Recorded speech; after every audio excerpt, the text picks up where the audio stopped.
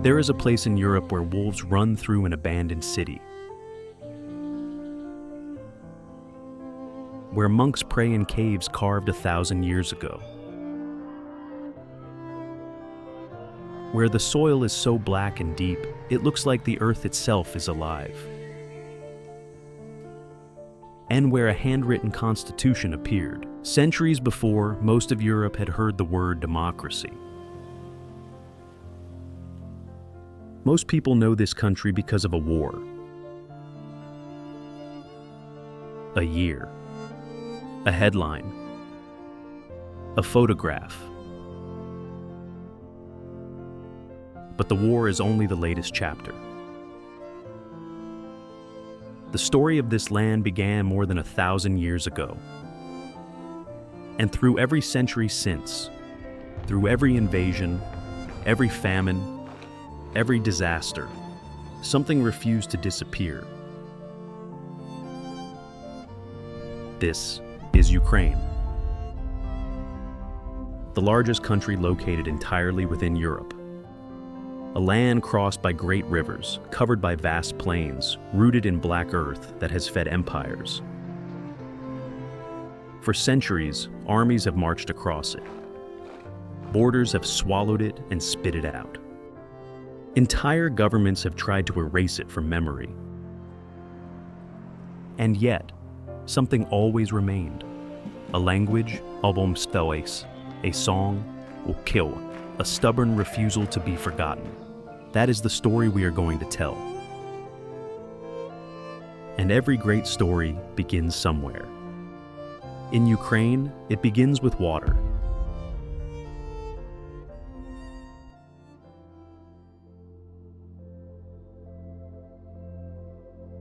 If you want to understand Ukraine, start with a river.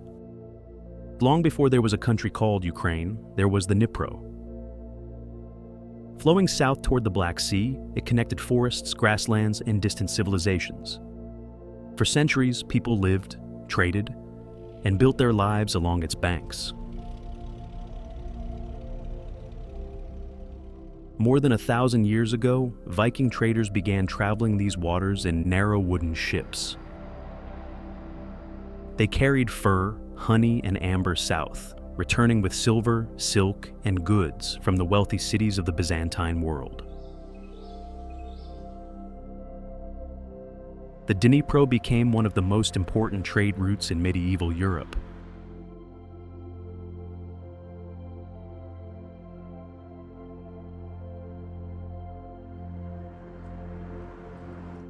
Where trade goes, people follow. The river did not care about borders, empires, or the names humans gave to the lands along its banks. Civilizations would rise on its shores and crumble into memory, and the Dnipro would keep flowing, carrying the story of every single one of them. Small riverside settlements grew into busy trading posts. Along a bend in the river, protected by steep hills and perfectly positioned for commerce, one settlement began to grow faster than the rest. Its name was Kyiv. Around 1,000 years ago, a traveler arriving in Kyiv would have encountered something unexpected. Rising above the Dnipro's banks was a city larger and wealthier than many others in Europe. Merchants crowded its markets. Boats lined the riverfront. The streets echoed with different languages. At the center of its rise was a ruler known as Yaroslav the Wise. Under his leadership, the city entered its golden age. Towering above the skyline stood St. Sophia Cathedral, golden domes, glittering mosaics, a civilization that saw itself as part of a wider world. Yaroslav's daughters married into royal families across Europe. One became Queen of France. Through trade, diplomacy, and family ties, Kyiv became connected to kingdoms hundreds of miles away. At its peak, Kyiv was home to an estimated 50,000 people, at a time when London was little more than a fortified town, and Paris had barely begun to grow beyond its island on the Seine. its influence spread across the continent. Few cities in European history have risen so high, so fast. Fewer still have recovered from the fall that was coming. Far beyond Kyiv's horizons, a new force was gathering strength. It moved faster than kingdoms could react and left shattered cities in its wake. And soon, it would arrive at Kyiv's gates. Stories like this don't make the news. Subscribe so the next one finds you.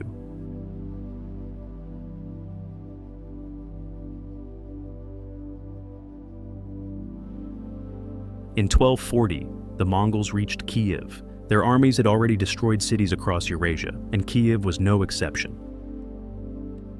After a brutal siege, much of the city was left in ruins. Buildings burned, churches were damaged, thousands lost their lives. A place that had been one of Europe's most important centers of trade and culture was suddenly a shadow of its former self.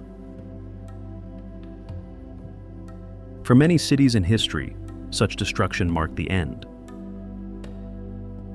But although Kyiv was devastated, the people who lived on these lands remained. Communities rebuilt, farmers returned to their fields, and life gradually resumed. The memory of what had existed before never completely disappeared. That memory survived because it was carried by ordinary people. It lived in family stories, in songs passed from one generation to the next. Even when rulers changed and empires rose and fell, those small pieces of identity endured. The destruction of Kyiv revealed a lesson that would appear again and again throughout Ukrainian history. Cities could be conquered, governments could collapse, and borders could shift. But culture often proved far more resilient. And some of the most important guardians of that memory were not kings, generals, or politicians. They were ordinary families preserving their culture in everyday life.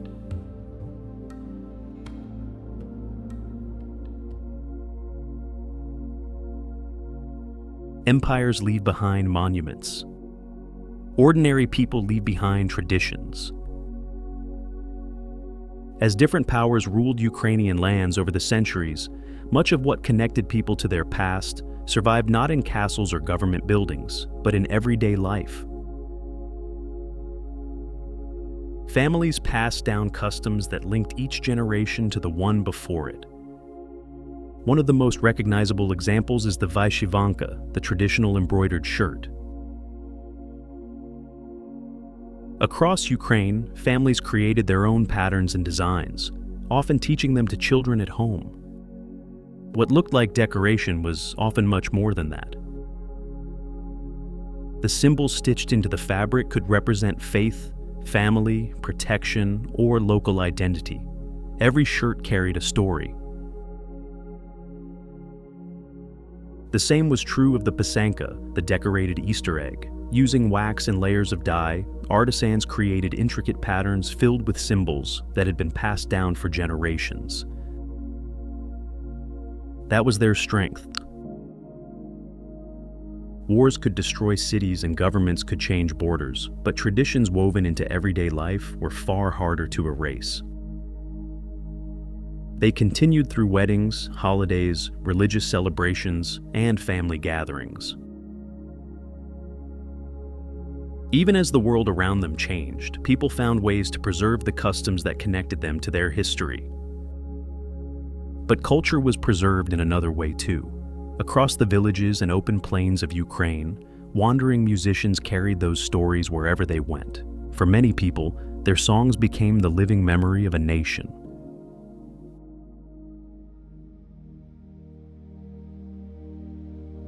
Imagine a village square a few hundred years ago. There are no newspapers, no radios, and no internet. Most people will never travel far from home. Then a traveler arrives carrying a strange stringed instrument. By evening, a crowd has gathered around him. He is a Kobzar. Found across towns and villages throughout Ukraine, Kobzars were wandering musicians who preserved history through song. They performed dummy, long narrative poems that told stories of battles, heroes, and tragedies. They were not just entertainers. They were the living archive of a people who had no written history of their own. When empires changed and borders shifted, the Kobzars kept singing. Their songs carried memory across generations, through occupations, through famines, through every attempt to silence them.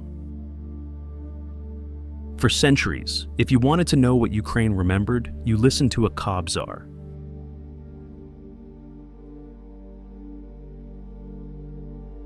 A-like supports independent storytelling. Thank you. Their legacy survives to this day. In the 1930s, Soviet authorities summoned hundreds of Kobzars to what was announced as a cultural congress. It was a trap. Many were arrested.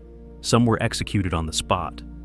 Estimates suggest that more than 300 traditional musicians were eliminated in a deliberate effort to silence the living memory of the nation. An entire generation of storytellers was wiped out in a matter of years. But the songs had already traveled too far. The dummy had been passed to children, to neighbors, to anyone who had stood in a village square and listened. The singers could be killed, the stories could not. If this story of resistance deserves to exist, hit like. It's the only way YouTube will pass it on to others.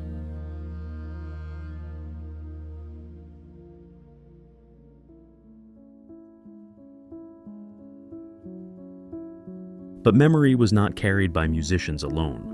It was also built in stone. In the western city of Lviv, cobblestone streets wind past Gothic cathedrals and Renaissance courtyards. In Odessa, on the Black Sea coast, neoclassical facades overlook a port that has connected Ukraine to the world for centuries. These cities absorbed influences from Polish kings, Austrian emperors, and Soviet planners. And yet, walk through these streets long enough, and something becomes clear.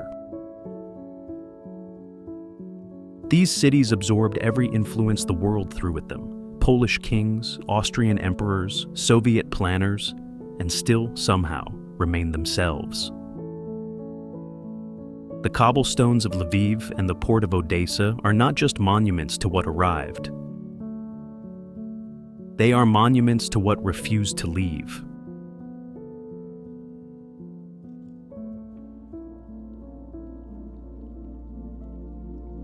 Beneath these cities, beneath the villages and the rivers, lies a secret that empires have fought over for centuries.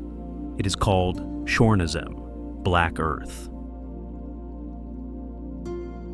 A band of soil so rich, so deep in organic matter, that it is considered among the most fertile in the world.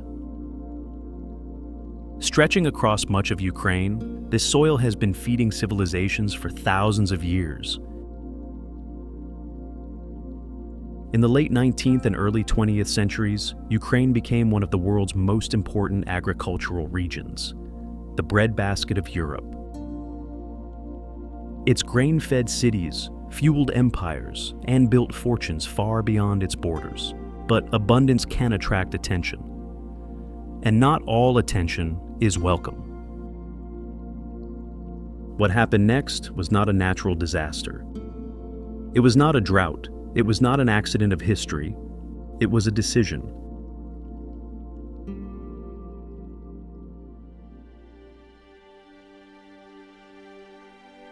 In the early 1930s, Soviet authorities imposed agricultural policies on Ukraine that led to one of the deadliest famines in modern history. It is known as the Holodomor, death by hunger. Grain was seized.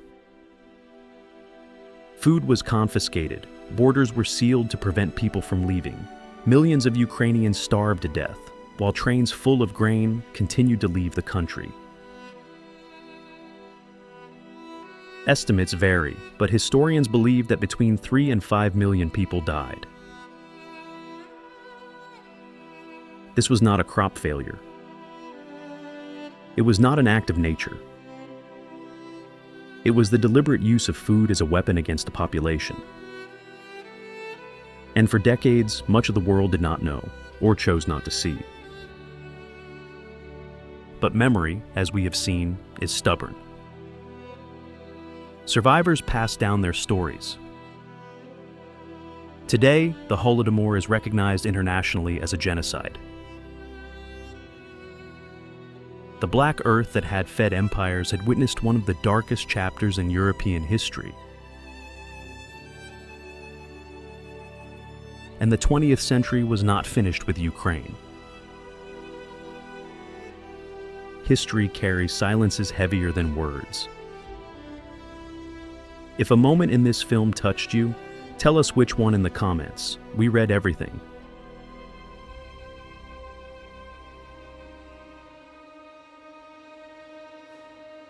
By the time the 20th century was over, Ukraine had endured 2 world wars, a man-made famine, and the world's worst nuclear disaster. The land had been fought over, bled on, poisoned, and buried in statistics. But statistics do not survive. People survive. Songs survive. A river survives. During the Second World War, Ukraine became one of the central battlegrounds, not a side theater, but the main stage of destruction. Millions of Ukrainian soldiers and civilians lost their lives. Entire cities were reduced to rubble. The land that had been the breadbasket of Europe became a graveyard. And then, in 1986, disaster struck again. Reactor number 4 at the Chernobyl nuclear power plant exploded. The accident released radioactive contamination across Europe and created an exclusion zone that remains largely uninhabited to this day. Pripyat, a city of nearly 50,000 people, was evacuated within 36 hours. It has been empty for almost 40 years. Wolves now run through its streets. Trees grow through the concrete. The silence is absolute.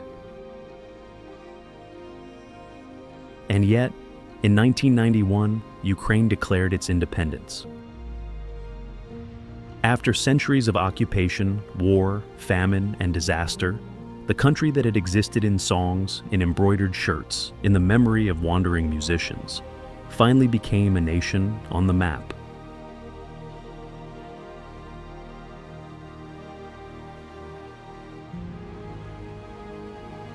If Ukraine's story moved you, a like helps others discover it. If you want to understand Ukraine, start with a river. The Dnipro has witnessed the rise of a medieval superpower and the arrival of Mongol armies. It has reflected the golden domes of Kyiv and the smoke of burning cities. It has flowed past villages where grandmothers embroidered memory into cloth, and past fields where millions starved while trains carried grain away. It has carried the songs of Kobzars who were executed for singing them, but the river is still there. The Black Earth is still there. The Vyshyvanka is still embroidered. The Pisanka is still decorated at kitchen tables every spring, and somewhere, someone is learning to play the bandura. Ukraine is not a country that survived. It is a country that refused, again and again, through every century, against every empire, to disappear.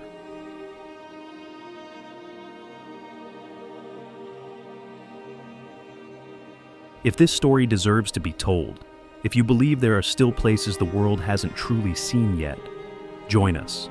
The next destination is waiting. Globe Unscripted is a channel built on stories the map forgot. If you want to travel deeper, subscribe now. The journey has only just begun.